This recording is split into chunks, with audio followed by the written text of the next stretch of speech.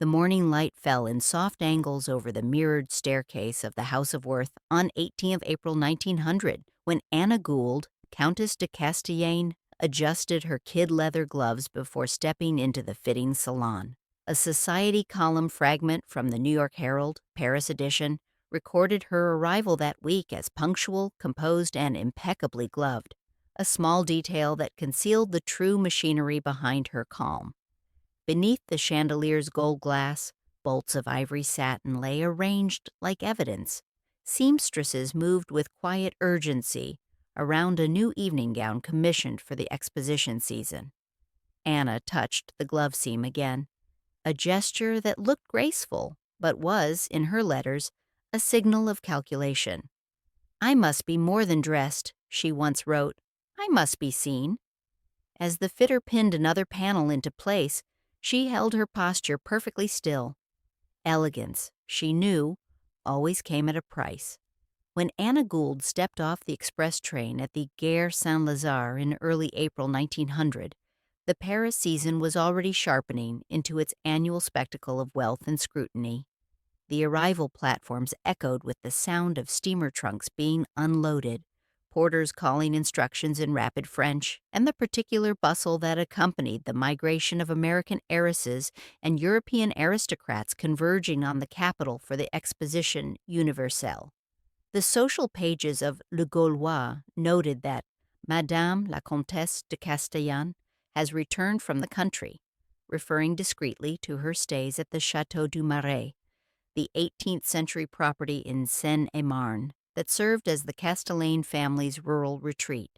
She traveled with two ladies' maids, both French, both trained in the precise protocols required by a countess navigating the intersection of American wealth and French nobility. 6 trunks containing her current wardrobe, and a leather case monogrammed AGC.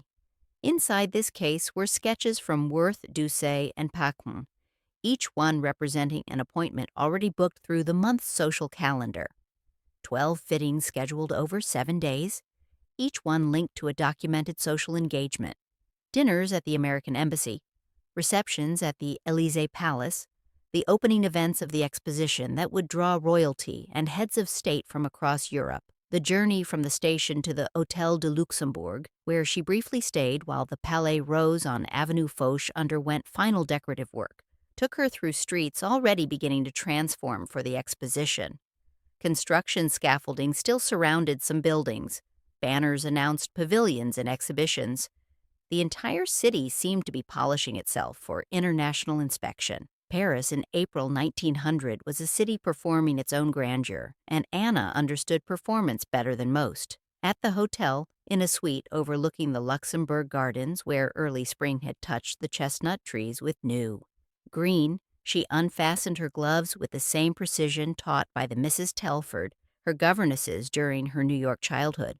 The governess notes from the Gould household, preserved in family papers, documented daily lessons that included what they termed proper glove management, the sequence of button unfastening, the careful removal to avoid creasing the kid leather, the placement on a silver tray rather than casual discard. The soft snap of each button being released echoed the tension of expectation that had built during the journey. Paris would judge her, and in 1900, that judgment happened primarily through visible symbols: the cut of a gown, the drape of fabric, the coordination of accessories. Anna had 5 years of marriage to the Count de Castellane behind her, 5 years of learning how French society measured American heiresses who had purchased their way into titles.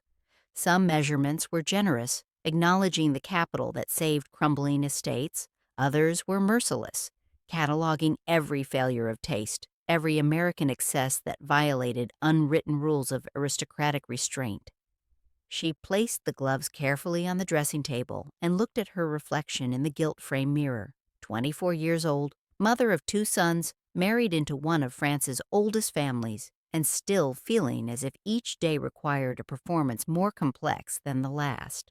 The mirror showed a composed young woman in a traveling suit from Redfern, her dark hair arranged in the Gibson girl style currently fashionable, her expression giving nothing away. The mirror could not show the calculation running beneath that composed surface. which couture houses to visit first, which gowns would send the right messages, how to dress for an exposition season that would determine whether the Castellane name retained its social luster, despite the mounting debts that Anna's fortune was expected to resolve. A maid entered quietly to unpack the trunks. The ritual of arrival began, gowns hung in wardrobes, shoes arranged by formality, hats placed on stands, gloves sorted by color and occasion.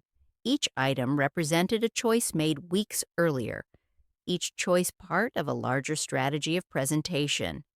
Anna watched the unpacking with the attention she had learned to apply to all domestic management, not because she particularly cared where the ivory silk day dress was positioned, but because inattention to such details would be noticed, remarked upon, interpreted as American carelessness or aristocratic decline. The next morning's schedule was already arranged, Worth at 10 o'clock for the first fitting of the Exposition gown, a commission that had been discussed since February and had already generated considerable speculation in the fashion press. After Worth, a visit to the milliner Madame Viraud to select accompanying headwear, then lunch at the Ritz, where she would be observed by the same society watchers who chronicled every significant appearance. The afternoon was reserved for rest, as Paris fashion required looking fresh for evening engagements, regardless of the day's exhaustions. Evening at the opera, where her appearance in a box would be as much performance as anything happening on stage. Every arrival was a performance before the performance, a truth Anna had learned during her first Paris season 5 years earlier and had refined into an operational principle. Although Anna was born on 5th June 1875 in New York, the true architecture of her status had been constructed decades earlier through the systematic accumulation of the Gould family fortune. Her father, J. Gould, had built an empire through railroads and telegraphs, using strategies that made him one of the wealthiest and most controversial men in America. By the time of his death in 1892, when Anna was 17, the Gould fortune was estimated at $75 million, a sum that rendered the family simultaneously powerful and socially suspect in the rigid hierarchies of New York's old money establishment. The Goulds were new money, and new money in Gilded age, New York faced barriers that wealth alone could not overcome. The Astors might receive them, the Vanderbilts might acknowledge them, but the oldest New York families, those who traced their ancestry to Dutch settlers or Revolutionary War heroes, maintained a careful distance. This social mathematics shaped the logic of Anna's eventual marriage. If New York's doors opened only partially, European doors might open wider, particularly for an heiress whose dowry could stabilize aristocratic finances. By the late 1890s, French society papers described her as la richissime américaine, the richest American woman, a phrase that managed to convey both admiration and subtle condescension. Her marriage to Bonny de Castellane in 1895 had been extensively documented in both American and French press, analyzed as the archetypal transatlantic union, American capital meeting French nobility, democratic wealth purchasing aristocratic lineage. Le Figaro tracked the wedding preparations with fascination, noting the scale of festivities that seemed designed to announce that the Goulds, having conquered American finance, would now conquer European society. Bonny de Castellane, full name Marie Ernest Paul Boniface de Castellane Nogent, came from a family whose documented lineage stretched to the 12th century. The Castellanes had served French kings, survived the Revolution, and maintained their social position through strategic marriages and careful preservation of what remained of their estates. What they lacked by the 1890s was money. Agricultural revenues had declined across the French aristocracy.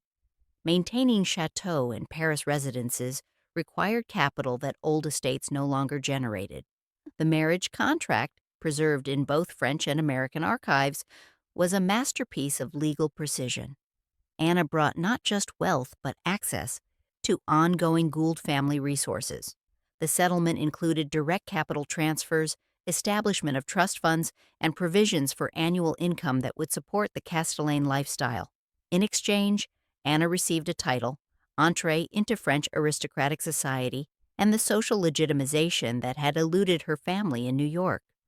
On 10th April 1900, as Anna entered the house of Doucet for preliminary consultations about additional gowns for the Exposition season, society observers were positioned discreetly to record her arrival. A surviving photograph caption from the period reads simply, Madame de Castellane at Doucet, a vision in early spring, accompanied by an image showing Anna in profile, her face partially obscured by the brim of an elaborate hat, her gloved hands carrying a small beaded reticule.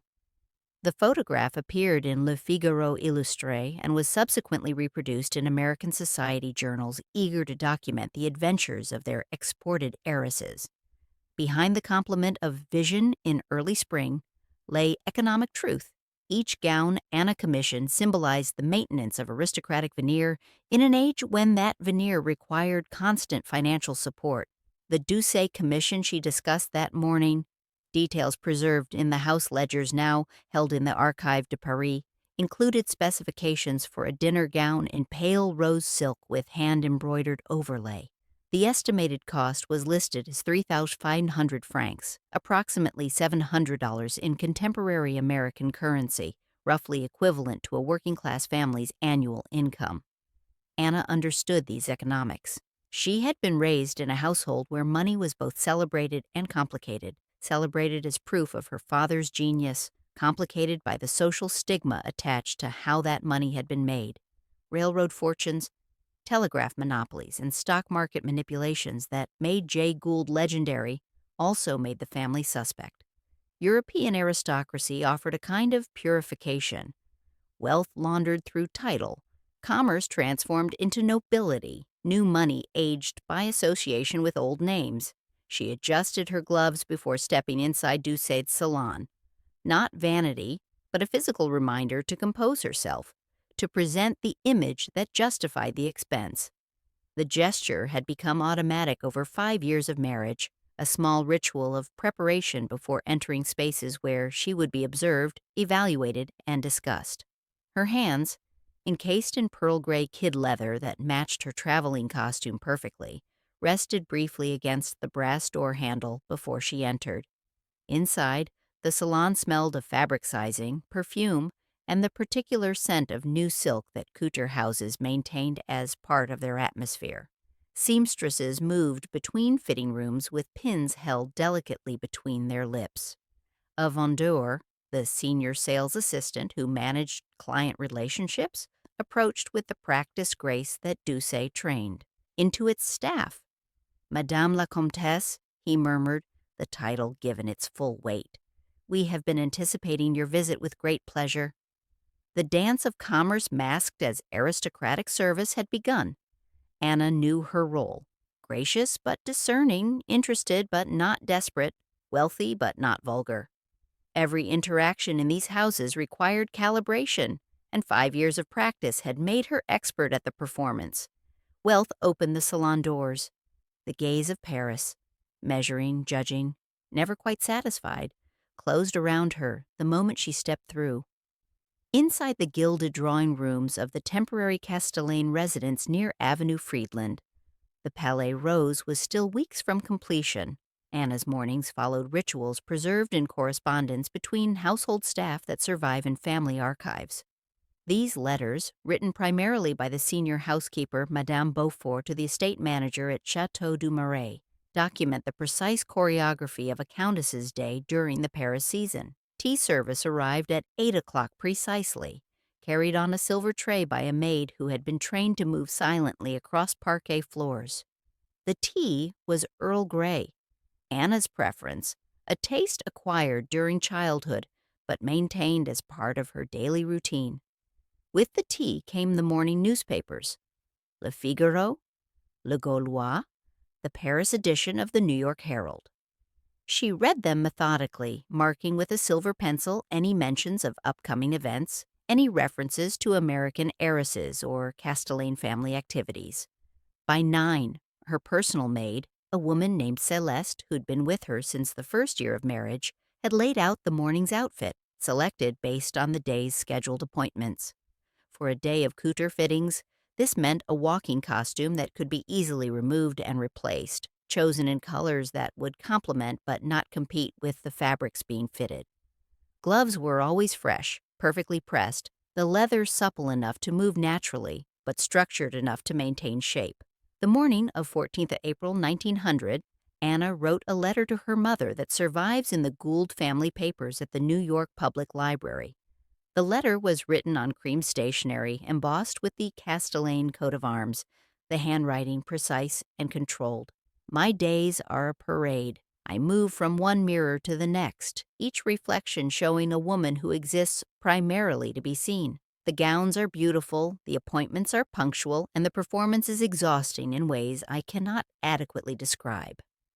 The letter's tone reveals the tension between public presentation and private experience that characterized Anna's Paris life. To society observers, she was the successful American heiress, the woman who had achieved what many attempted: marriage into authentic French aristocracy, acceptance, or something approaching it, in Parisian circles, the creation of a lifestyle that merged American wealth with European tradition. To herself, in letters written to her mother and sister, she was something more complicated, a woman performing a role she had been groomed for but had not entirely chosen, trapped between the expectations of two continents and fully satisfying neither. Her words echoed the unspoken constraint of high Paris society, where an heiress's wardrobe functioned as political currency. What she wore to the opera signaled the Castellane family's financial health. How she appeared at embassy receptions reflected on Franco-American relations during a period of increasing diplomatic complexity. The choices she made at couture houses rippled through social networks, generating commentary that ranged from admiration to criticism, from fashion praise to pointed observations about American excess. The Castellane residence near Avenue Friedland was temporary housing during the Palais Rose construction, but temporary in this context meant a fully staffed establishment occupying an entire floor of a building originally constructed for Second Empire aristocracy. High ceilings with ornate plasterwork, tall windows draped in silk damask, furniture that mixed 18th century French antiques with more recent acquisitions. Seamstresses and valets moved through these rooms soundlessly, their presence essential, but meant to be invisible. On the morning of her Worth fitting, Anna stood in her dressing room while Celeste fastened the buttons on a pale blue walking costume. The room's mirrors, there were 3, positioned to provide multiple angles, reflected the process of transformation from private self to public presentation. Hair arranged in the fashionable pompadour style required by current taste. Corset was laced to achieve the S-curve silhouette that Worth's designs demanded. Petticoats layered to create proper drape. The walking costume itself, already a statement of taste and expense. Finally, the gloves, pulled on with careful attention to smoothing each finger, adjusting each button. The city glittered through the windows, visible between silk curtains that filtered the morning light. Paris in April carried particular beauty, trees leafing out in the Tuileries, flower vendors arranging displays along the boulevards, the Seine reflecting sky and architecture in equal measure. But Anna's path through this beautiful city was constrained, predetermined by social choreography shaped long before she arrived. Couture appointments at 10, as scheduled. Milliner visits at noon, as required. Jeweler consultations at 2, as expected. Tea at 4, dinner at 8, opera at 9. Each hour was accounted for, each activity performed under observation. Society pages tracked her movements with the attention previously reserved for royalty. American newspapers reported her Paris activities to readers fascinated by the adventures of their exported heiresses. French journals analyzed her choices as indicators of American taste, American wealth, American adequacy, or inadequacy in European contexts. As she prepared to leave for Worth, adjusting her gloves one final time before descending to the waiting carriage, she noticed a faint mark where a pin had scratched the kid leather during a previous fitting. The mark was small, barely visible, but she saw it, a tiny imperfection in the armor of elegance she constructed daily. The carriage, a private vehicle maintained by the Castellane household, black lacquer with the family crest discreetly displayed, waited at the entrance. The coachman held the door. Anna stepped in, the silk of her skirts rustling against the carriage interior, the springs creaking slightly under her weight. Through the window, Paris moved past, workers heading to construction sites, merchants arranging shop displays, well-dressed women on their own errands. A city of 800,000 people, most of whom would never visit a couture house, never spend more on a single gown than they earned in a year, never experience the peculiar burden of being watched constantly for signs of success or failure. Anna settled into the cushioned seat and smoothed her gloves across her lap. The carriage turned onto the Champs-Élysées, heading toward the Rue de la Paix, where Worth's atelier awaited. Even beauty could bruise, she thought, looking at the tiny scratch on her glove. And beauty, in her life, was compulsory. Long before Anna entered a couture salon, long before she became the Countess de Castellane, she absorbed the discipline of refinement in the carefully structured environment created by her childhood tutors in New York. The Gould household on Fifth Avenue, despite the family's social marginalization by old New York, maintained educational standards that rivaled or exceeded those of more established families. If the Goulds could not claim Revolutionary War ancestors or Dutch colonial heritage, they could at least ensure their children were educated to the highest contemporary standards. Surviving governess notes from the Gould household, preserved in family papers now held at the New York Historical Society, list Anna's daily lessons with precise detail. Languages occupied morning hours. French with Mademoiselle Henriette Dubois, a Parisian instructor who had served several prominent New York families. German with Fräulein Schmidt, who emphasized both conversational fluency and written precision. Italian introduced when Anna was 12, taught by an opera singer's widow, who believed language should be learned through literature and music. Piano practice consumed an hour each afternoon, supervised by a professor from the New York Conservatory who documented Anna's progress in quarterly reports to her father.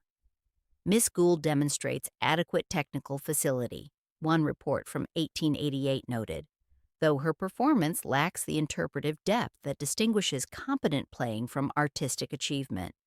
The assessment was typical of how Anna's education proceeded, competence achieved through discipline, art remaining elusive. Posture lessons appeared on the schedule 3 times weekly, conducted by a woman identified in household records only as Mrs. Fletcher, deportment instructor. These sessions involved walking with books balanced on the head, practicing the smooth glide required for formal entrances, learning to sit in restrictive corsetry without visible discomfort, mastering the art of ascending and descending stairs in floor-length skirts. Letter writing occupied Friday afternoons, learning proper forms of address, practicing condolence notes and invitations, developing the precise handwriting expected of well-bred young women. The physical strain of this education was rarely acknowledged, but carefully documented. Medical records from the family physician noted Anna's complaints of back pain during her teenage years, attributing them to the necessary restrictions of proper foundation garments. A letter from Anna to her sister Helen, written when Anna was 15, mentioned spending evenings lying on the floor because sitting upright had become unbearable after a day of deportment practice. On 11th April 1900, standing in her Paquin fitting, Anna instinctively straightened her shoulders the moment the fitter approached with pins. The adjustment was automatic, performed without conscious thought, muscle memory installed by years of Mrs. Fletcher's instruction. "Hold," the fitter instructed in French, a word Anna had heard since childhood in various contexts. Hold your posture, hold your expression, hold the performance. She did not flinch as the corsage was shaped around her body, though the pins came close to skin and the tight-fitting restricted breathing. This, too, was familiar. The physical discomfort of beauty. The requirement that elegance appear effortless even when constructed through constraint and pain. The pack-and fitting room smelled of sizing and perfume. The late morning light filtered through lace curtains to create the soft illumination that made fabrics look their best. 3 seamstresses worked around her, each focused on a different aspect of the gown's construction. One pinned the bodice, adjusting the fit across shoulders and bust with the precision that Paquin's reputation demanded. Another managed the skirt, ensuring the drape fell correctly from waist to floor, pooling slightly at the back in the train that formal gowns required. The third attended to sleeves, those complex constructions of fabric and structure that had to allow arm movement while maintaining the gown silhouette. Anna stood perfectly still, having learned long ago that movement during fittings caused delays and revealed inadequate breathing. Her breathing was shallow, restricted by both corset and the partially assembled bodice. Her arms were positioned as directed, lifted, lowered, extended, held in various poses while seamstresses assessed how fabric moved with the body. She had performed this ritual dozens of times, at Worth and Doucet and Paquin, and the lesser-known houses where she had ordered more practical garments. As she smoothed the glove seam afterward, the fitting completed, the gown still weeks from final delivery, her breath eased only slightly. The relief of returning to normal breathing was always temporary. Within hours, she would be corseted again for the next appointment, the next performance. The cycle was unending during the Paris season, fitting to event to fitting to event, each requiring the same physical restriction, the same practiced composure. A surviving note from the Paquin fitting, preserved in the house archives, describes Anna as very cooperative, understanding our timeline constraints. The language was professional but revealing. Cooperation in this context meant enduring discomfort without complaint, accepting the physical demands of fashion without protest, performing the client role that couture houses expected from titled women. The salon demanded the same discipline the schoolroom had taught, applied to different but equally exacting purposes. Where Mrs. Fletcher had insisted on perfect posture, the fitters insisted on perfect stillness. Where Mademoiselle Dubois had corrected French pronunciation, the vendeurs corrected fabric choices that might suggest inadequate taste. Where piano practice had required hours of repetitive exercises, couture required hours of standing, turning, holding positions while others worked around you. Anna had been trained for this since childhood, though the training had never explicitly named its purpose. No governess had said, "We are preparing you to stand motionless for hours while strangers pin fabric to your body." No deportment instructor had explained, "These posture exercises will enable you to breathe in restrictive corsetry without visible distress." No language teacher had admitted, "You are learning French so that you can navigate Parisian couture houses and understand when seamstresses discuss your physical inadequacies." But the training had worked. Anna could stand through a 2-hour fitting without complaint. She could converse fluently about fabric weights and embroidery techniques. She could evaluate a gown's drape with the eye of someone who understood both aesthetics and social signaling. She had become exactly what her education intended, a woman capable of performing wealth and status with the precision those performances required. The question that occasionally surfaced in her private correspondence, letters to her mother and sister that revealed thoughts she could not speak aloud, was whether this capability constituted achievement or loss. Had she gained expertise or surrendered something essential in the process of acquiring it? Standing in her carriage, returning from Paquin to the residence on Avenue Friedland, she removed her gloves and looked at her hands. They were pale, carefully maintained, the nails shaped and buffed, the skin protected from sun and roughness. They were beautiful hands, hands that appeared in society photographs, hands that represented hours of maintenance and care. They were also hands that had never done work, never created anything, never touched the world, except through layers of kid leather and prescribed gestures. The salon demanded discipline. Her entire life demanded discipline. And discipline, performed flawlessly for years, had made her into someone she sometimes did not recognize. Anna's fluency in French, documented through extensive correspondence written during her first years in Paris and preserved in both family archives and the papers of her various correspondents, allowed her to navigate the subtle hierarchies and unspoken protocols of each couture house with a confidence that many American heiresses lacked. Language was power in Parisian society. and Anna had been given that power through years of childhood instruction that she had initially resented but had come to recognize as essential equipment. When she visited Callot-Surs on 12th of April for consultations about afternoon gowns suitable for the less formal exposition events, she reviewed the lace samples with the attention of someone who understood both the technical language of fabric construction and the social language of appropriate display.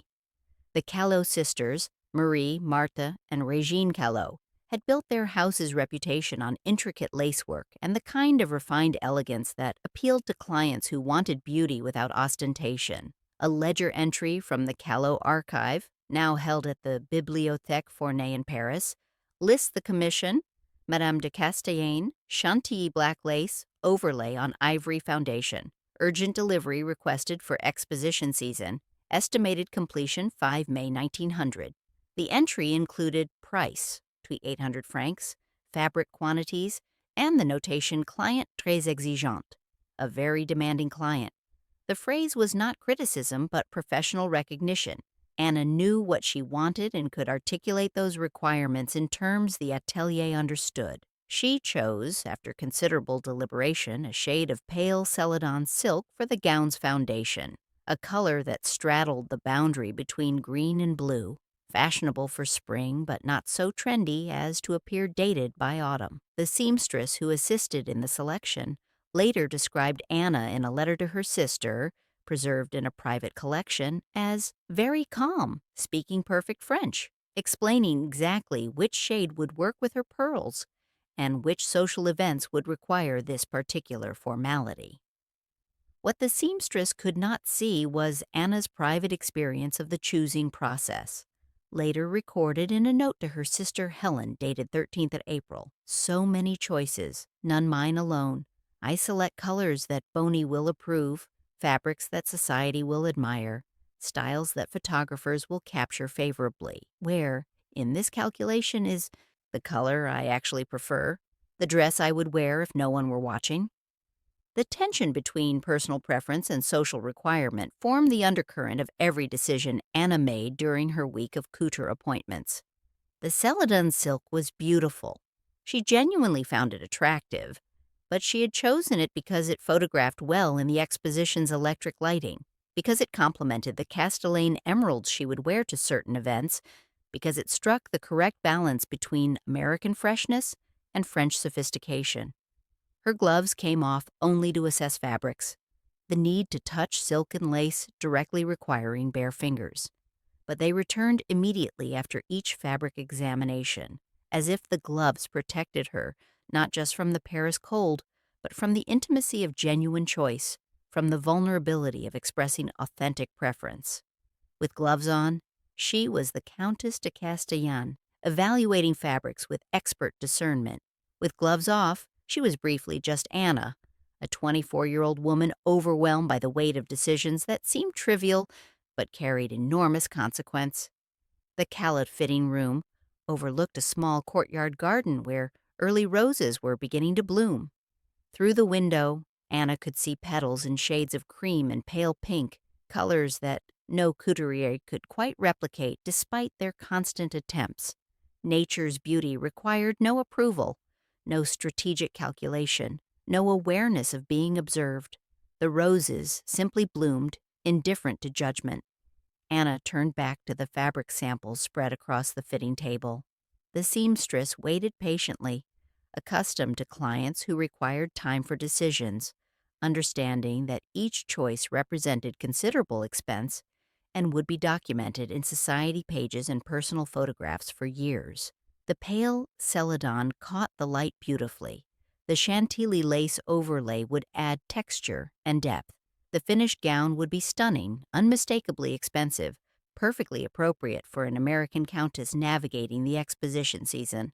This one, Anna said in French, her accent carrying just the faintest American inflection that years in Paris had not entirely erased. With the lace as you suggested, and the train extending 18 inches, delivery by the 1st of May, s'il vous plaît. The seamstress made notes in a leather-bound order book, repeating the specifications to ensure accuracy. Anna pulled her gloves back on, button by button, the familiar ritual restoring the boundary between her interior uncertainty and her exterior composure. The gloves fit perfectly. They had been made for her by Dupont, one of the finest glovers in Paris, constructed to her exact measurements and refreshed seasonally as fashion and wear demanded. As she prepared to leave Callot-sur, moving toward the next appointment in her carefully scheduled day, she caught her reflection in one of the salon's many mirrors. The woman looking back appeared calm, elegant, in control. The woman's thoughts, invisible beneath that composed exterior, cycled through calculations of color and cost, wondering what it would feel like to choose a dress simply because she liked it, without considering how it would photograph or what society would conclude from the choice.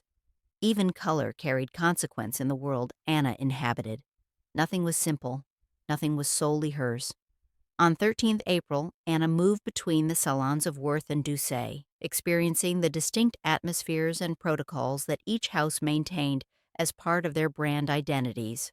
Worth, as the oldest and most prestigious of the Paris couture houses, operated with a formality that bordered on imperial. Clients were greeted on the grand staircase by staff who had memorized not just names and titles but preferences, previous purchases, and position in society's complex hierarchies.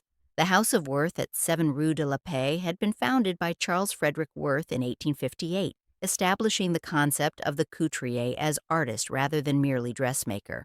Though Worth himself had died in 1895, his sons Jean-Philippe and Gaston maintained the house's reputation for creating gowns that were simultaneously artistic achievements and precise calculations of their wearers' social positions. Worth gowns did not simply dress women.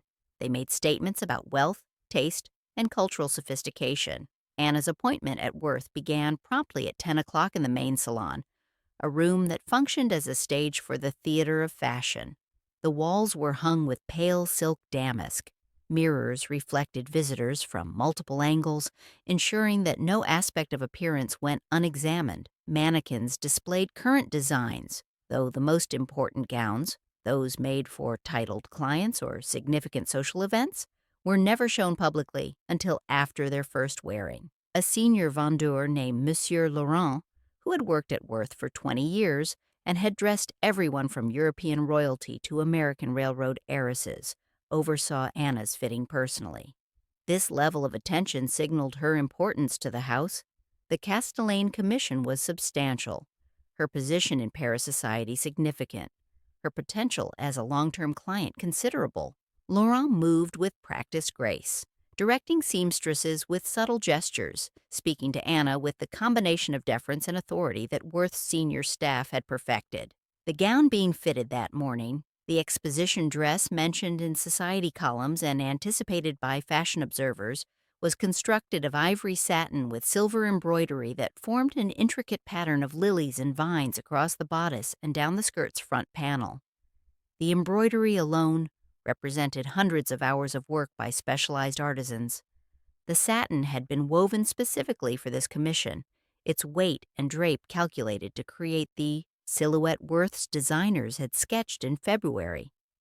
Anna stood on a small platform in the fitting room while 3 seamstresses worked simultaneously, one adjusting the bodice fit, another managing the skirt's drape, the third examining how the embroidered panel aligned with the gown's seams.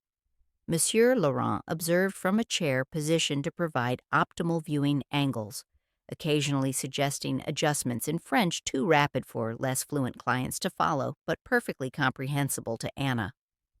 "The shoulder line needs to drop a 1/4 inch on the left side," Laurent said, more to the seamstresses than to Anna. "Madame la Comtesse's shoulders are very slightly asymmetric. Not unusual, most women have similar variations, but the gown must account for this to hang correctly." Anna had learned not to be self-conscious about such observations. Couture required acknowledging the body's reality. No woman was perfectly symmetrical, perfectly proportioned to standard measurements. The art of couture was creating garments that transformed actual bodies into idealized silhouettes, compensating for variations through precise construction that appeared effortless when complete. At Doucet, Where Anna arrived at 2 o'clock after a brief lunch at home, the atmosphere was different. If Worth was imperial grandeur, Doucet was artistic refinement. The salon on Rue de la Paix was decorated with tapestries and carefully chosen antiques, creating an environment that suggested a cultured aristocrat's drawing room rather than a commercial establishment. Light filtered through lace curtains, softening everything it touched, making fabric colors appear in their most flattering variations. A Le Figaro fashion column from this period described these spaces as temples of silk where American fortunes meet French artistry. The phrase captured the transactional nature of couture. American clients brought capital, French houses brought expertise and cultural cachet. The exchange was economic but also symbolic, representing the broader negotiation between New World money and Old World tradition. Seamstresses at both houses worked under tremendous pressure during the Exposition season. The World's Fair was drawing international visitors, creating unprecedented demand for gowns suitable for the endless round of receptions, dinners, and balls. Every titled woman in Paris needed multiple new ensembles. Every American heiress wanted to establish her fashion credentials on this international stage. The ateliers ran double shifts, hiring additional staff, pushing delivery schedules to their limits. As Anna stood for another fitting at Doucet, this one for a dinner gown in rose-colored silk with pearl beading, she pressed her fingertips along her glove seams, a gesture that had become habitual during these long sessions of enforced stillness. The gloves provided something to focus on, a tactile anchor while her mind navigated the complex calculations that couture demanded: how this gown would photograph, where she would wear it, who would see it, what it would communicate about Castellane financial stability and Anna's taste. The seamstresses moved around her with quiet efficiency. Pins held between their lips, measuring tapes draped around their necks, chalk markers ready to note alterations. They were skilled workers, many trained through lengthy apprenticeships in the couture houses, some hoping to eventually open their own establishments. They saw titled clients daily, remained unimpressed by nobility, but understood that their livelihoods depended on satisfying the exacting standards of women who paid more for a single gown than these seamstresses earned in a year. In couture, the body became simultaneously blueprint and battleground, the foundation that determined fit, but also the site where competing demands of fashion, comfort, and social presentation fought for dominance. Anna's body, shaped by corsetry and positioned by years of posture training, served as the template on which these gowns were constructed. But her body also hurt. Shoulders ached from holding positions, feet throbbed from standing in heeled shoes, back muscles protested the unnatural S-curve that fashion demanded. She did not complain. Complaining suggested weakness, revealed the mechanism beneath the performance, violated the unspoken agreement that elegance should appear effortless regardless of its actual cost. Couture was not merely aesthetic. It was diplomacy conducted through fabric and thread.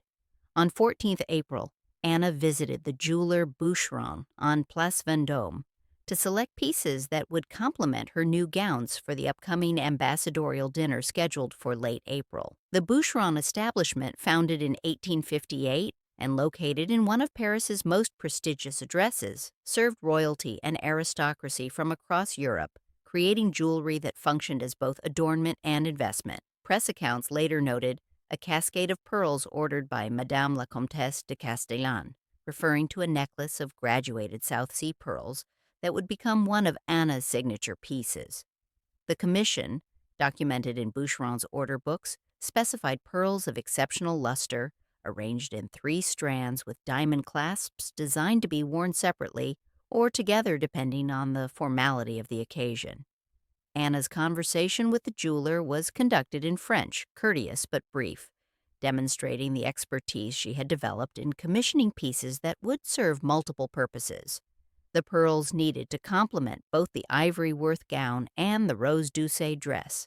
They needed to photograph well in the electric lighting that the exposition venues were installing. They needed to signal wealth without vulgarity, taste without timidity. Most importantly, they needed to project the financial health and social stability of the Castellane household. This last requirement carried particular weight. By April 1900, those close to the family knew that Boni de Castellane's spending had reached alarming proportions. The Palais Rose, still under construction on Avenue Foch, was budgeted at over 3 million francs, approximately $600,000 in contemporary American currency, and was already exceeding estimates. Court documents filed later during the divorce proceedings would reveal debts approaching 10 million francs, much of it spent on decor, art collections, receptions, and the wardrobes required to maintain the Castellane position in society. Anna's couture purchases and jewelry commissions were not personal indulgences, but strategic necessities, investments in the visual apparatus that maintained aristocratic illusion. Every appearance in a Worth gown, every photograph showing Boucheron pearls, every society column mentioning her elegance reinforced the fiction that the Castellane finances remained robust, that American capital continued flowing in sufficient quantities to sustain the French aristocratic lifestyle. Back in her carriage, returning from Boucheron, traveling through Paris streets crowded with Exposition construction and spring shoppers, Anna removed her gloves and flexed her hands.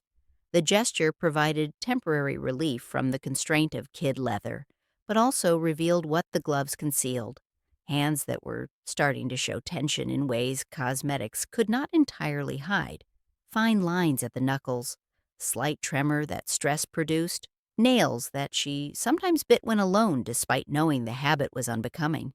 The pressure of the fittings, the jewelry consultations, the endless appointments echoed the larger pressure of representing a family that cost more than couture ever could.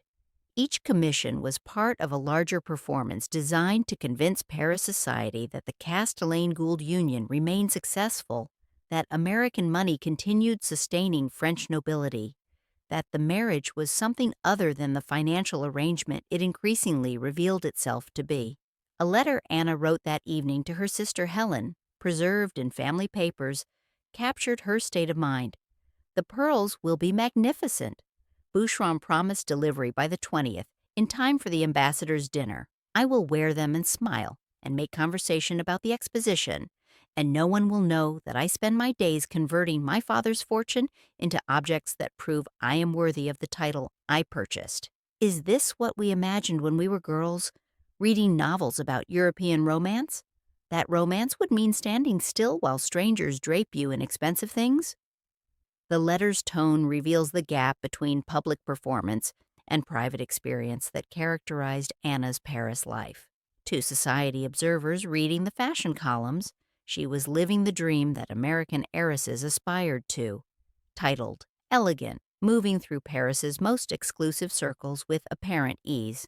To herself, she was performing a role that required suppressing doubt, maintaining composure, and converting vast sums of money into the visible symbols that aristocratic status demanded. The Boucheron pearls, when delivered, would be beautiful. They would photograph perfectly. They would generate admiring mentions in society columns. They would serve their diplomatic purpose, signaling that the Castellanes remained a force in Paris society, that Anna Gould's fortune continued supporting her husband's vision of aristocratic grandeur. But they would also represent thousands of francs that could have been used differently, invested rather than displayed, saved rather than spent. The pearls, like the gowns, like the Palais Rose itself, were simultaneously beautiful and financially questionable, objects that maintained status while contributing to the debts that would eventually destroy the marriage they were meant to sustain. Jewelry spoke where silence was required, Anna thought, returning her gloves to her hands, preparing for the evening's next performance. The pearls would speak eloquently of wealth and taste. They would say nothing about the cost of maintaining the illusion they created. The week continued with mechanical precision. 3 fittings on 15th April, each punctuated by carriage rides through spring rain that turned Paris streets into mirrors reflecting gray sky and new leaves. Anna moved from Worth to Paquin to a smaller establishment on Rue Saint-Honoré, where she ordered more practical day dresses, garments that required less drama but equal attention to detail. Observers from Le Gaulois recorded her arrival at Paquin that afternoon, in a gown of pale champagne, the color of the hour. The gown was actually from the previous season, but its quality and Anna's wearing of it with fresh accessories made it appear current. This was one of the skills she had developed, making existing pieces work in new contexts, extending the life of expensive garments through strategic accessorizing and confident presentation. Inside the Pequin salon, the fitting proceeded with the now familiar ritual. Standing on the platform, arms positioned as directed, breathing shallowly while seamstresses adjusted pins and fabric. The gown being fitted was for afternoon receptions, less formal than evening wear, but still requiring the careful construction that Pequin's reputation demanded. The house specialized in tailored suits and elegant day wear, garments that suggested restraint and sophistication, rather than the elaborate artistry Worth favored. Between appointments, Anna practiced thank you notes in her writing room, maintaining the correspondence that an aristocratic life required. Notes to couture houses thanking them for their attention. Notes to hostesses thanking them for recent invitations. Notes to family members in America updating them on Paris life, carefully edited to emphasize social success while minimizing financial anxiety. One surviving draft, preserved with other correspondence, reads, "The gown is exquisite. I trust the adjustments will hold through the season's demands." The word hold lingered in her mind even as she wrote it, carrying multiple meanings. Hold physically, maintaining shape through repeated wearing. Hold socially, continuing to project the right image. Hold emotionally, sustaining the performance when exhaustion threatened to break through. Her gloves, laid beside her writing desk while she worked, carried faint traces of the day's activities, perfume from the salon visits, thread caught in a seam from standing too close to seamstresses at work, a slight discoloration where rain had touched the leather during the carriage ride from Pekin. She looked at them as she sealed the thank you notes. These objects that had become extensions of herself, protective layers she donned each morning and removed each evening. They represented breeding, elegance, the barrier between her private self and public presentation. But they also represented constraint, the requirement that she never touch the world directly, never feel without mediation, never act without consciousness of being observed. Anna Gould, Countess de Castellane, age 24, mother of 2 sons, had been performing for as long as she could remember, performing the role of good daughter in the Gould household, performing the role of eligible heiress during her debut season, performing the role of worthy bride during marriage negotiations, performing the role of accomplished countess in Parisian society. The performances had become so habitual that distinguishing performance from authentic self had become nearly impossible. Who was she without the gloves, without the gowns, without the title? The question surfaced occasionally in private moments, but finding an answer required a kind of freedom Anna did not possess. Her life was structured by obligations to her husband, to the Castellane family whose name she carried, to the social position she maintained through constant effort, to the American community in Paris who watched her success or failure as a referendum on whether new money could successfully purchase old aristocracy. The performance never ended. It only shifted rooms, from fitting salon to writing desk to dinner table to opera box. Each space demanded its own variation of the same fundamental role. Elegant American countess, living proof that transatlantic marriages could work, that money and nobility could merge successfully, that the future could look like carefully managed tradition, adorned with sufficient capital. That evening, preparing for a small dinner at the American Embassy, Anna stood before her bedroom mirror while Celeste arranged her hair and helped her into a gown from the previous year. The gown was Worth, deep blue silk with jet beading, still elegant despite being a season old. The Boucheron pearls had not yet been delivered, so she wore emeralds instead, the Castellane family pieces that had been given to her during the marriage negotiations. The woman in the mirror looked composed, elegant, and appropriate for an embassy dinner.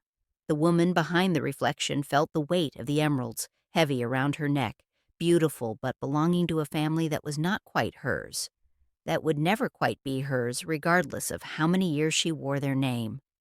Celeste fastened the final clasp and stepped back to assess the complete presentation. "Parfait, madame," she said softly.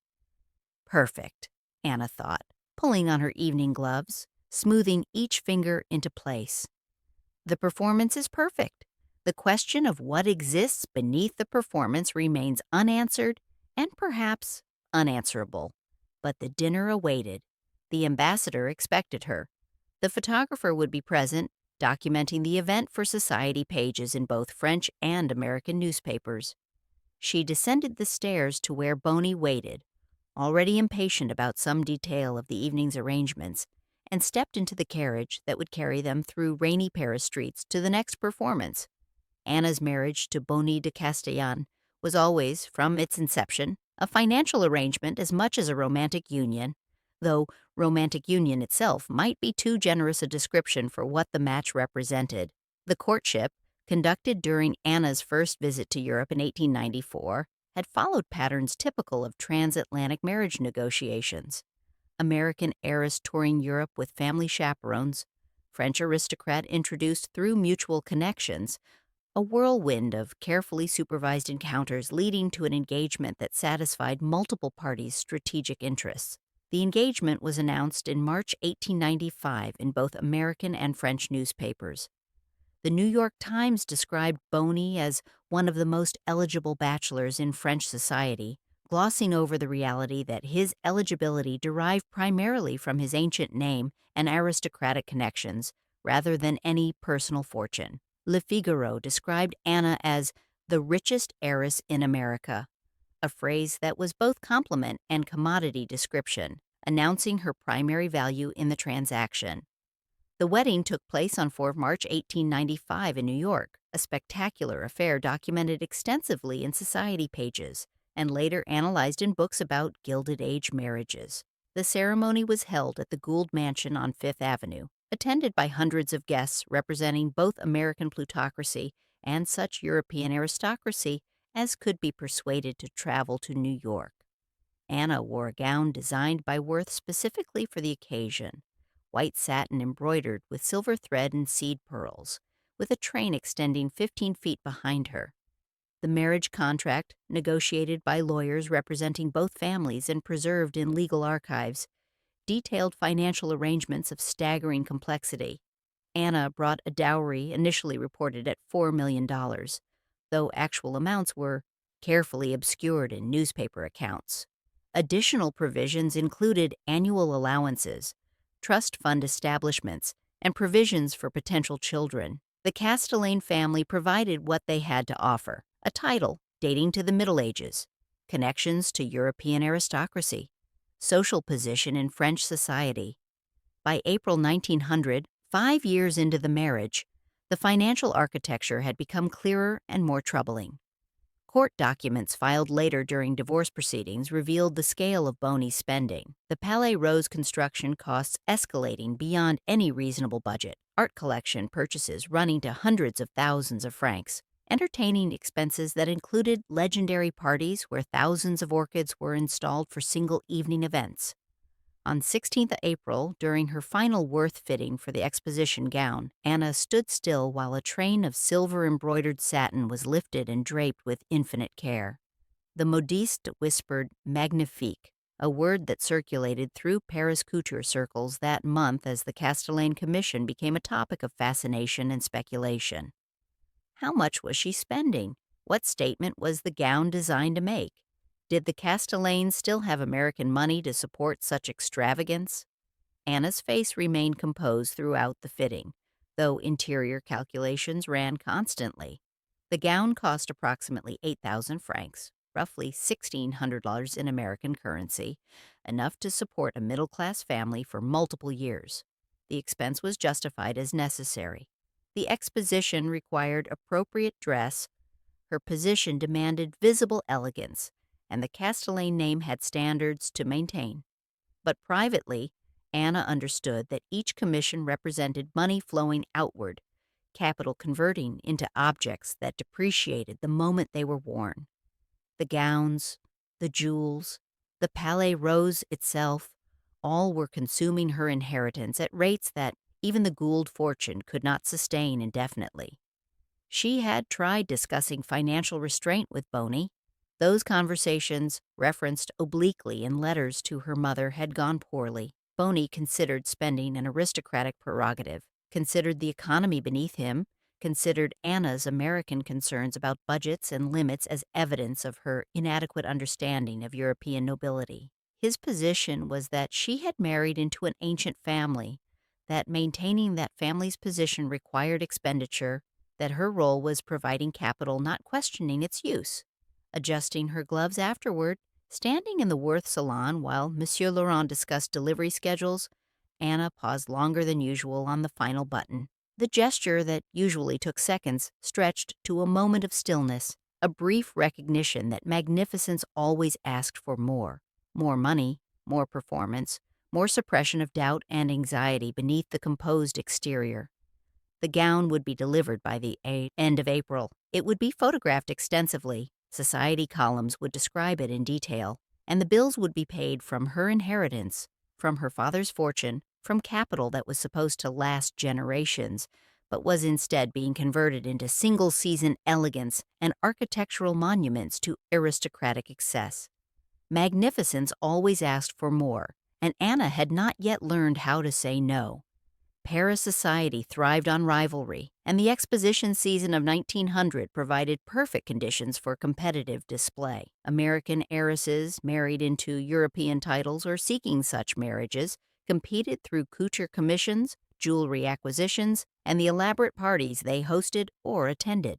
French aristocrats maintaining position despite declining fortunes competed through demonstrations of taste and connections that money alone could not purchase. In mid-April 1900, rumor circulated about an unnamed American heiress, widely believed by society watchers to be related to the Astor family, who had commissioned an exposition gown rumored to surpass anything currently being created in Paris couture houses.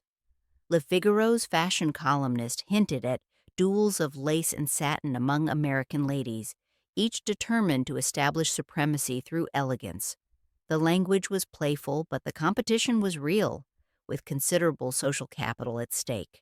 Anna responded to this implicit challenge with strategy rather than impulsiveness. On 17th April, she commissioned an additional gown from Doucet, beyond the pieces already ordered, featuring a unique rose-tinted silk verified in house ledgers as exclusive dye, urgent request, client Madame de Castellane. The commission specified silk dyed specifically for this gown, ensuring no other client could wear the identical color during the exposition season. She reviewed each pleat with measured calm, discussing construction details with the Doucet seamstresses in French technical vocabulary that few American clients possessed. The gown's design was calculated, elaborate enough to impress but refined enough to suggest taste rather than ostentation, expensive enough to signal resources, but elegant enough to avoid appearing nouveau riche. A short diary entry dated that evening, preserved in family papers, reveals her true emotional state. I must not fall behind. Every other American countess is ordering gowns, commissioning jewels, preparing to shine during the exposition. If I appear less elegant, less current, less worthy of my title, what does that say about the Castellane position? What does that say about me? The entry's anxiety is palpable. Anna understood that her appearance reflected not just on herself, but on the Castellane family, on American heiresses generally, on the entire project of transatlantic marriage. Every comparison was political. If she appeared less elegant than her rivals, it suggested inadequate resources. If she appeared more showy, it suggested American vulgarity. Finding the precise balance between impressiveness and restraint required constant vigilance. Her gloves, folded neatly beside her writing desk as she made this diary entry, bore the faintest crease from being gripped too tightly during the Doucet consultation. The crease was minor and would probably smooth out overnight, but its presence revealed the tension she had carried through the day's negotiations. Silk could wound without touch. This was one of the first lessons Anna had learned in Paris society. A rival's more impressive gown, a comparison unfavorable to Anna in a society column, a whispered comment about whether the Castellanes could still afford to compete at the highest levels. These were wounds that left no visible marks but damaged social position as effectively as any physical harm. The competitive dimension of couture added pressure to decisions already fraught with financial and social consequences. Every commission had to be evaluated not just for its individual merits, but for how it compared to what rivals might be ordering, how it would photograph relative to others' choices, how it would be interpreted by society observers constantly looking for signals of rising or declining status. Anna had initially found this competitiveness distasteful, a vulgar dimension of European aristocratic life that contradicted romantic notions about noble refinement. But 5 years in Paris had taught her that competition was fundamental to how this world operated, everyone competing for limited social resources, everyone anxious about maintaining position, everyone watching everyone else for signs of advantage or weakness. She had become skilled at the competition, learning to commission strategically, to wear previous season's gowns in ways that had made them appear current, to accessorize cleverly to extend the apparent range of her wardrobe. But skill did not eliminate anxiety. Each season brought new challenges, new rivals, new possibilities for misstep or failure. The rose-tinted Doucet gown would be delivered in late April, just before the Exposition's major social events began. It would be photographed, discussed, compared to whatever other American countesses wore to the same functions. Anna would smile, make gracious conversation, project the confidence that the aristocratic bearing required, all while knowing that observers were evaluating her appearance with the same critical attention she applied to theirs. Silk could wound without touch, words could damage without volume, competition could exhaust without requiring physical exertion, and Anna, sitting at her writing desk with crease gloves beside her, understood that tomorrow would bring more of the same, more commissions, more comparisons, more performances designed to prove she belonged in the world she had purchased entry to, but never quite felt she inhabited naturally. The Palais Rose was rising on Avenue Foch, an architectural marvel that was being documented extensively in the French architectural press and popular newspapers equally fascinated by its scale and expense. Designed by architect Ernest Sanson and begun in 1898, the mansion was conceived as Bonnie de Castellane's masterpiece, a demonstration that French aristocratic taste, properly funded, could create beauty rivaling anything in European history. The Palais was built in the style of the Grand Trianon at Versailles, pink marble facades giving it the name that would become synonymous with Belle Epoque excess. The plan specified a ballroom capable of accommodating 1,000 guests, galleries for Bonnie's growing art collection, gardens designed by the leading landscape architect of the period, stables that were more elaborately decorated than most Parisian apartments. Every detail was conceived at maximum scale, every specification chosen to impress rather than merely satisfy. On 18th of April, Anna visited the construction site before her morning's Paquin appointment, a brief inspection that had become part of her weekly routine. She traveled in her private carriage, arriving at Avenue Foch, where construction crews had been working since dawn. The sound of stone being carved, of marble being lifted into place, of craftsmen calling instructions to each other created a constant background rhythm. Workers paused respectfully as she approached. The Countess de Castellane, inspecting the physical manifestation of her fortune, being converted into architecture. Anna walked through partially completed rooms, her footsteps echoing on marble floors that stretched in perfect geometric patterns. Morning light bounced off pale pink stone, creating effects that would be stunning when the Palais was finished, but currently looked raw, incomplete, more a construction site than an aristocratic residence. She viewed it without speaking, her gloved hands clasped lightly in front of her, maintaining the composed expression that public appearances required. A valet who accompanied her later recorded her demeanor as serene, a description that was professional courtesy rather than accurate observation. Serenity was what Anna displayed. What she felt while looking at this monument to aristocratic ambition was considerably more complex.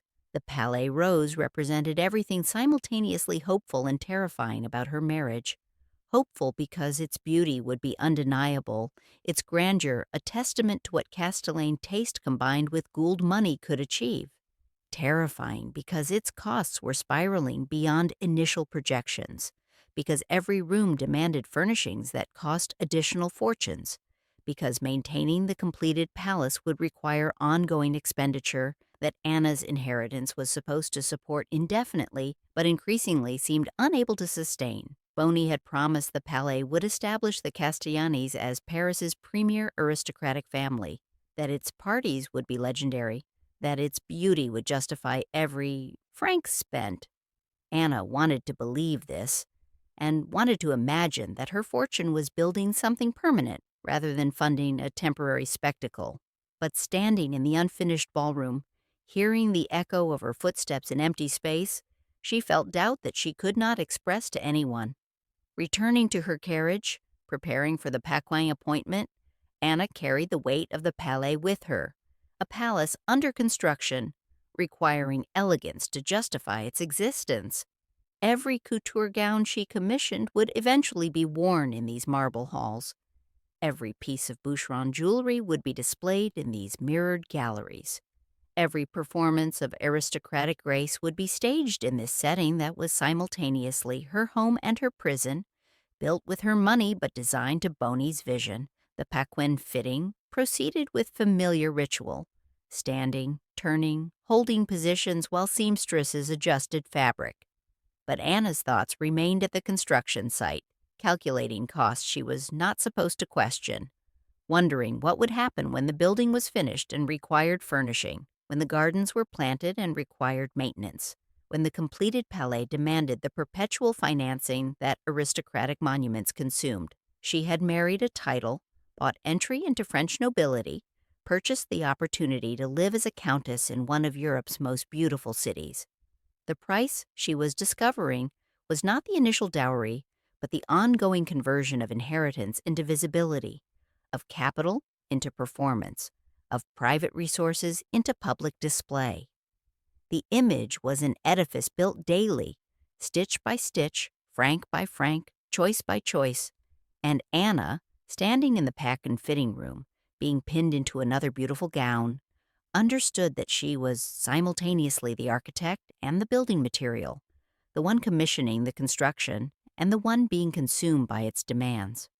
On 19th April, Anna completed her 12th and final fitting of the week, a morning appointment at Worth that concluded the intensive round of couture commissions begun 7 days earlier. Seamstresses folded the finished gowns into tissue paper with practiced care, each piece a masterwork of construction that would be delivered to the Avenue Friedland residence in coming weeks. They whispered their farewells to Madame la Comtesse, their voices carrying genuine respect mixed with relief that the intense Exposition season rush was approaching completion. For these seamstresses, Anna was simultaneously patron and symbol. Patron because her commissions represented significant work and the prestige of dressing a titled client brought to the house. Symbol because she represented the transatlantic marriage phenomenon that was reshaping Paris society, American money sustaining European tradition. New wealth purchasing old culture. They had watched other American heiresses pass through these salons, some succeeding in their adopted roles, others failing and returning to America, a few simply enduring in marriages that satisfied neither partner. Where Anna would eventually fall in this spectrum remained unclear in April 1900. She appeared successful, beautiful, elegantly dressed, mother of 2 sons, occupying a secure position in Parisian society. But the seamstresses, observing her during long fits when composure sometimes slipped, noticed things society pages missed. The tension in her shoulders during final adjustments, the way she sometimes closed her eyes briefly as if gathering strength, the precise control she maintained over expression that suggested emotion being actively suppressed. A letter Anna wrote 2 days later, on 21st April, includes a line that reveals the weariness beneath her polished surface. The gowns are beautiful. I hope I will be as well, beautiful enough to justify their cost, composed enough to wear them without revealing how exhausting this performance has become. The letter was addressed to her mother but never sent, remaining in draft form among her personal papers, a confession written but not delivered. The week of intensive couture appointments had ended, but the pattern it represented would repeat throughout the Exposition season and beyond. Season after season of commissions, fittings, performances designed to maintain the Castellane position in society. The repetition was part of aristocratic life's structure, the seasonal cycles of presentation and display that defined how this world operated, but repetition also created opportunities for recognition, for seeing patterns clearly enough to question them. Anna was beginning to understand, though not yet able to articulate fully, that the beautiful gowns and magnificent palace and glittering social position were simultaneously real achievements and elaborate compensations for what the marriage lacked: genuine partnership, emotional intimacy, shared vision beyond maintaining appearances. Her gloves, which had accompanied her through every fitting, every consultation, every performance, were showing signs of the week's intensive use. The kid leather had softened from repeated wearing. Small marks appeared where pins had accidentally touched them during fittings. The pearl buttons, though still beautiful, had lost some of their luster from constant fastening and unfastening. The gloves were artifacts of performance, tools that enabled Anna to move through the world with the protective barrier that aristocratic life required. But they were also, increasingly, feeling heavy rather than helpful. One more layer between her authentic self and the role she performed daily. The week had ended. The gowns would arrive in the coming weeks. The Exposition season would proceed with its endless round of events requiring those gowns, and Anna would perform because performance was what her position demanded, what her marriage required, what the substantial investment of her inheritance insisted upon. But the question that surfaced in that unsent letter, whether she would be beautiful enough, composed enough, strong enough to sustain the performance, lingered without answer. Couture concluded. Consequence remained, accumulating like the debts that were silently mounting behind the marble facades and magnificent appearances. Decades later, in a 1930s interview conducted for an American magazine, Anna Gould, by then divorced from Bonnie de Castellane, remarried to his cousin Prince Élie de Talleyrand-Périgord, and looking back on her Paris years from the perspective of age and experience, reflected on the Exposition season of 1900 with a line that became frequently quoted: "It was a beautiful time, though its beauty was never simple." The interviewer, seeking romantic reminiscence about Belle Époque glamour, was perhaps disappointed by Anna's measured assessment, but those who understood the complexities of transatlantic marriage, the costs of maintaining aristocratic performance, the weight of converting fortune into visibility, recognized the truth in her careful phrasing. Beauty and simplicity were incompatible in the world she had inhabited. Every beautiful thing carried complicated costs. A single Worth gown from the April 1900 commission season, the pale celadon silk with silver embroidery that Anna had selected at Couturiers, eventually surfaced in a museum collection decades after her death. The garment was donated by Anna's daughter-in-law, accompanied by documentation authenticating its provenance and describing its original use during Exposition season events. The gown now resides in climate-controlled storage at the Musée des Arts Décoratifs in Paris, occasionally displayed in exhibitions about Belle Époque fashion. The gown's internal seams bear her initials, AGC, embroidered in silk thread so fine that it's barely visible unless specifically examined. This monogramming was standard practice in couture houses, helping identify garments during fittings and preventing confusion when multiple clients' commissions were being completed simultaneously.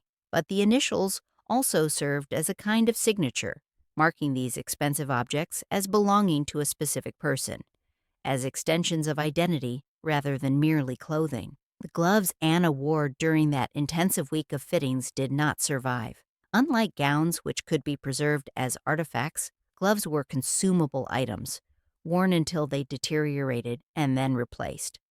No museum collection includes the pearl gray kid gloves she adjusted before entering Worth, the ivory gloves she wore to Paquin, the cream gloves that accompanied her to Boucheron. They disappeared into the general disposal of used garments, their physical forms lost, though their significance remained in photographs and written descriptions. But their impression lingers in photographs from the period, Anna standing in various elegant poses, her gloved hands positioned gracefully, the posture and presentation revealing years of training in how to be photographed, how to present aristocratic bearing, how to make stillness look effortless. In these images, her hands are always composed, always perfectly gloved, always positioned to suggest elegance rather than reveal the tension that diary entries and private letters document. The Palais Rose still stands on Avenue Foch, though no longer owned by the Castellane family or inhabited by Anna's descendants.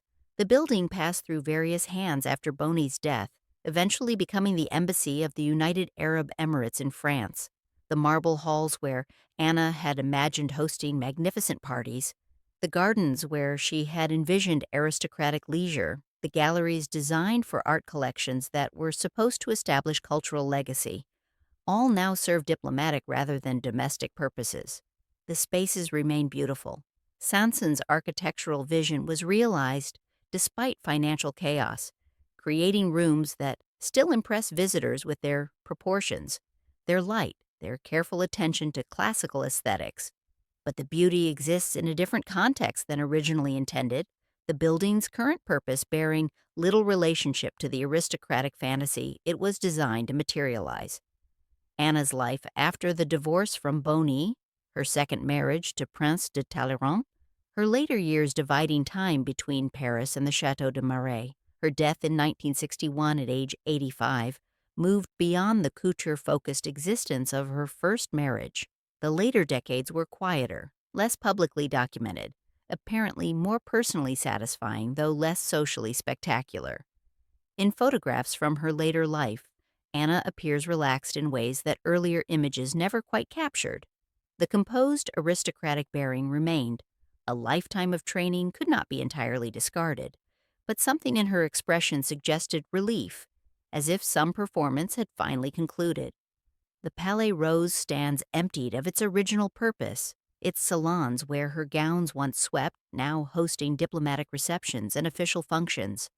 The couture houses where she spent that intensive week in April 1900, Worth and Doucet and Paquin and Callot, have either closed or transformed beyond recognition. The Exposition Universelle that justified all those commissions ended in November 1900, its temporary structures demolished, its moment of glory concluded. What remains is the pale celadon gown in its museum drawer, the architectural marvel on Avenue Foch, the photographs showing a young woman in perfect gloves performing aristocratic elegance with studied precision, and the complicated legacy of a life lived between American fortune and European nobility, between personal desire and social requirement, between the beauty that money could purchase and the simplicity that remained perpetually out of reach. In the stillness of museum storage and architectural preservation, one can almost hear the faint rustle of gloves being adjusted before entering salons where beauty and cost were inseparable, where performance and identity blurred into something that was simultaneously achievement and loss, triumph and compromise, magnificence and its necessary price. In a dim museum drawer at the Musée des Arts Décoratifs in Paris lies a fragment of rose-tinted silk, carefully preserved between sheets of acid-free tissue paper. The fragment measures approximately 6 inches square, salvaged from a larger garment that deteriorated beyond complete preservation. Textile archivists have attributed it to the House of Doucet, dated to 1900, based on weaving patterns and dye analysis. The silk's color remains remarkably vibrant despite over a century of existence, the rose tint that Anna had chosen during that April week still visible, still capturing light with the particular luminosity that made it worth the exclusive commission. The edges are frayed now, the weave loosening where threads have broken over decades. but the fragment center retains enough integrity to demonstrate what the complete gown must have been. Exquisite, expensive, perfect for its moment. No identifying label accompanies the fragment.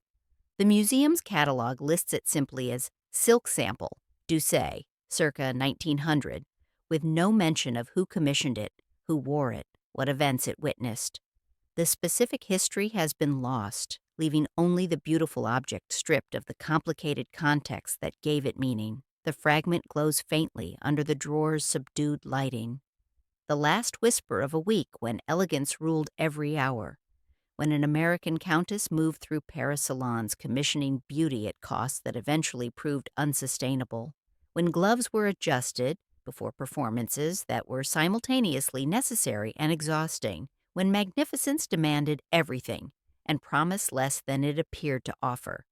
The silk remains beautiful and silent, testifying to craftsmanship and expense, but revealing nothing about whether the cost was justified, whether the beauty compensated for what it required, whether elegance can ever be separated from the complicated human circumstances that create and sustain it.